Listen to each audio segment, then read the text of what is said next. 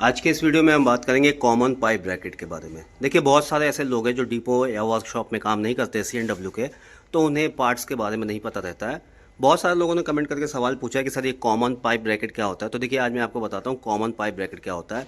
यहाँ पे देखेंगे तो ये DB है और ये CR है। ये जो बीच का हिस्सा ये कॉमन पाइप ब्रैकेट कहलाता है। अब ये लगाया क्यों जाता है? देखिए, जो ये DB है अलग अलग कंपनी बनाती है और ये अलग अलग टाइप का हो सकता है। तो मान लीजिए कि DB से 3 पाइप निकल के आते हैं। जैसे यहाँ देखें तो एक पाइप ये निकल के आया है और 2 पाइप आप देखेंगे तो यहाँ पे एक पाइप ये और एक पाइप ये निकल के आया है। तो अगर अलग अलग कंपनी का DB अलग अलग पाइप का आउटलेट बना दे, जैसे किसी DB में इधर से पाइप निकलता है, किसी DB में नीचे से निकलता है, किसी DB में ऊपर से निकलता है, तो उस दौरान अगर हमें DB चेंज करना पड़ा तो ये पूरा पाइपलाइन चेंज करना पड़ेगा। तो इसलिए एक ऐसा सिस्टम बनाया गया कि ये पाइपलाइन सेम रहे।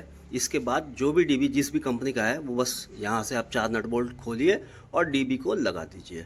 इसलिए कॉमन पाइप ब्रैकेट का इस्तेमाल किया जाता है ताकि किसी भी कंपनी का DB लग जाए, पाइपलाइन में कोई बदलाव ना करना पड़े और DB को बदलना बहुत आसान हो। ये यहाँ पे आप देखेंगे ये CR है, कंट्रोल रिजर्वायर, जिसकी कैपेसिटी 6 लीटर की होती है। अगर यहाँ पे हम पैसेंजर ट्रेन की बात करें तो ये तो हो गया कॉमन पाइप ब्रैकेट, DB और CR। अब यहाँ से जो पाइपलाइन निकलते हैं, 3 पाइपलाइन जो निकलते हैं, ये कहाँ जाते हैं चलिए इसको देख लेते हैं। देखिए, यहाँ से एक जो पाइपलाइन निकला है, अगर आप यहाँ देखेंगे तो यहाँ पे ये डर्ट कलेक्टर है जो कि 2 वे है, एक तरफ से आया दूसरी तरफ से निकला है। और ये डर्ट कलेक्टर अगर आप देखेंगे तो यहाँ पे इस पाइप में जुड़ा हुआ है। और ये जो पाइप है ये BP पाइप है, ब्रेक पाइप है, पूरे ट्रेन की लंबाई में ये फैला हुआ है। जो दूसरा पाइप है, यहाँ से अगर मैं आपको दिखाऊँ तो ये जो दो पाइप और आपको यहाँ दिखेंगे, एक ये और एक ये। जो ये नीचे का पाइप है, ये नीचे का पाइप जो है यहाँ पे आया है और देखिए यहाँ गया है और यहाँ से ये दोनों तरफ, उधर भी गया इधर भी गया है, तो ये जाता है ब्रेक सिलेंडर में। यहाँ से मैं अगर आपको दिखाऊं तो देखिए ये पाइप यहाँ पे आया है और ये चला जाता है एक ट्रॉली में, दोनों ब्रेक सिलेंडर में, BMBC में। इसी तरह ये दूसरे ट्रॉली के भी ब्रेक सिलेंडर में दूसरी तरफ चला जाता है। यहाँ पे एक आइसोलेटिंग कॉक लगा होता है इसको आइसोलेट करने के लिए ट्रॉली को। इसके बाद जो एक और पाइप है यहाँ पे अगर मैं आपको दिखाऊं तो जो ये एक और पाइप है जो कि बीच में है, ये पाइप अगर देखेंगे तो ये आया यहाँ पे और ये चला गया है यहाँ पे AR में, जो एक्सिलरी रिजर्वायर है उसके अंदर चला गया है। तो कई बार सवाल ये आता है कि जो कॉमन पाइप ब्रैकेट है उसका जो बीच का पाइप है वो किसके साथ कनेक्ट होता है।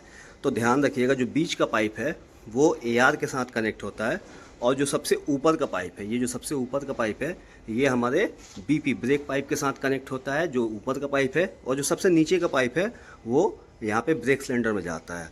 और जो FP पाइप है, देखिए यहाँ से अगर मैं आपको दिखाऊं तो ये जो है ये BP पाइप है और इधर FP पाइप है।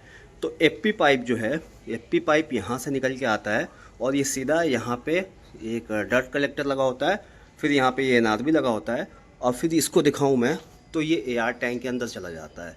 तो FP पाइप का काम सिर्फ है AR टैंक को भरना, और जो हमारा BP पाइप है वो हमारे जो हमारा DB है उसके अंदर इसका कनेक्शन जाता है, ये DB के अंदर कनेक्शन जाता है और फिर यहाँ से डिस्ट्रीब्यूट होता है तो हमारे ब्रेक सिलेंडर तक जाता है।